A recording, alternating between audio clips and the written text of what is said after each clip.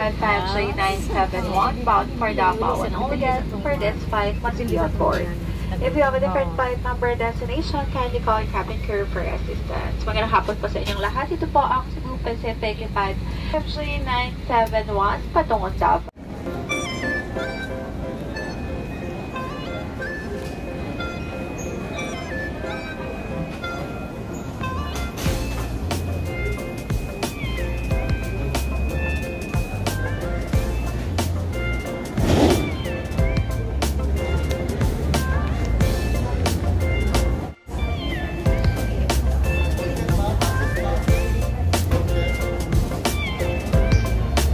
Maliit lang yun.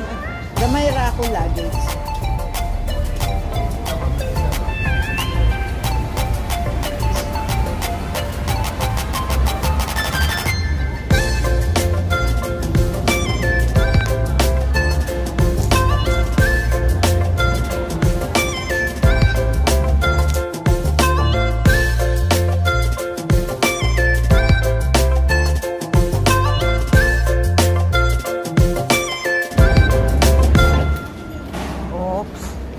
Dan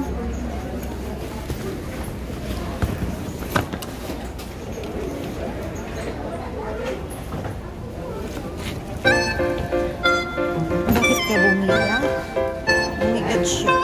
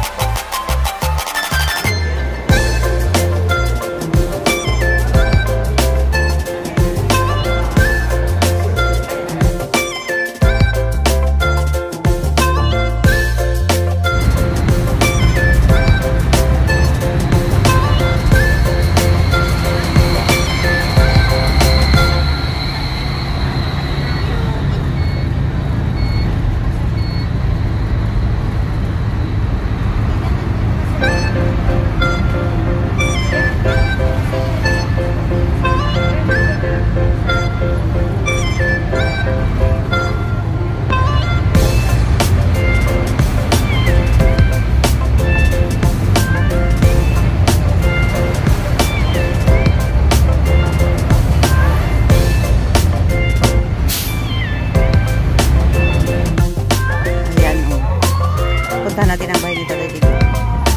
Ito ang kalis. Yan, nakalagay na yung signboard na dyan. Sige, ito na raw lakad na.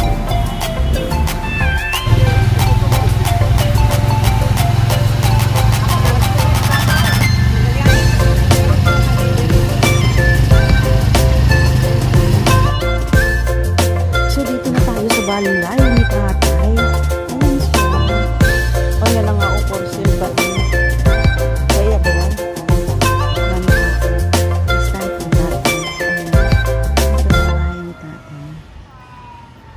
Okay. Excuse me.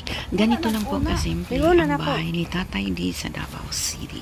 Di ko alam kung meron pa siyang ibang bahay doon sa ibang lugar. Basta ito ang alam namin na ito ang bahay niya dito sa amin sa Davao, sa Dunia Loesa Subdivision, Ecoland.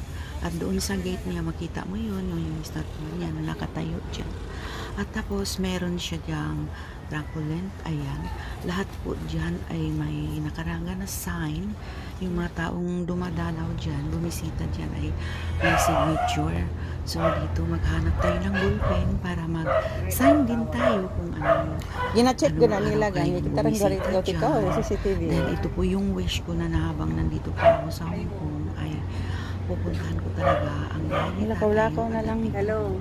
At ngayon Hello. is working na lang asa kadapit day na sa bahay nila. Hindi na Ako sila ganyan na exit diri. maraming mga tao, no? Ngayon ay nagana. So balik ngayon, yun. Uy, layo man di ay pakuan yun. Uy, na kami crazy gina. Layo man di baktason niya. Init ko lamit sila tayo. tapos Sa coastal may nagumandiri. hanap tayo ng ballpen. Ay. Ito po yung gate niya. At yun po ang kapatid ko. na lagi kong kasama kung saan ako pupunta.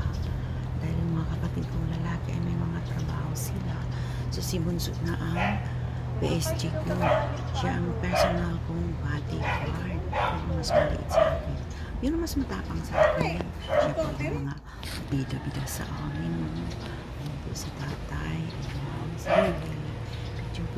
Pagkatapos nito ay dumiretso ako doon sa yung Coastal, sa Coastal Road dahil hindi ko pa nakita yun. Hindi ko na pa siya. Mga nagkuano, nagagnig ka ng signature. Ikot-ikot lang. Pagkuan nila sila. Nagpag-drive lang ako doon. Ayan, mag-sign muna si Bunso. Si Bunso muna ang nagsasign dyan. Pagkatapos ako na sige. Paano?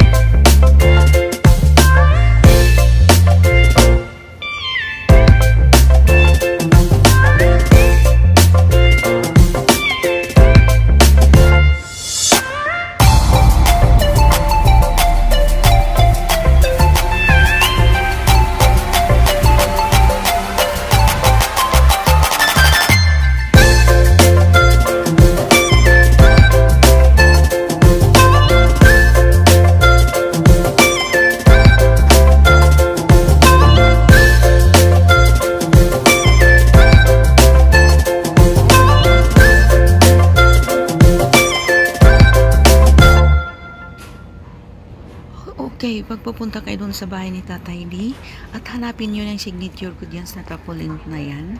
Ayan, o punong-puno yan ha, pero huwag sapaw-sapawan. At depende na lang din kung laging umuulan ay siyempre mabubukusa lang yata yan, mabubura. At least meron tayong souvenir at hindi man natin madalaw si Tatay in personal na po. Tapos balik na. Natin ang bahay. Ay, di mo baba tayo ito banda magpa-picture. Ay, dili, pabalik ko yan. Pa-picture lang hindi ko alam kung may mga tao sa loob. Ang sabi niya, balik na yan. Nasa loob, pero laging naka-close Kay Sharon nila, matagal niya sa ito. Sabi pabalik naman dali na. Yung mga nag-assist nila, nasa tabi-tabi lang. At iba din yung guard doon sa main gate talaga. Kasi marami siyang kapitbahay. Okay, thanks for watching. Dito na po yung sa Coastal.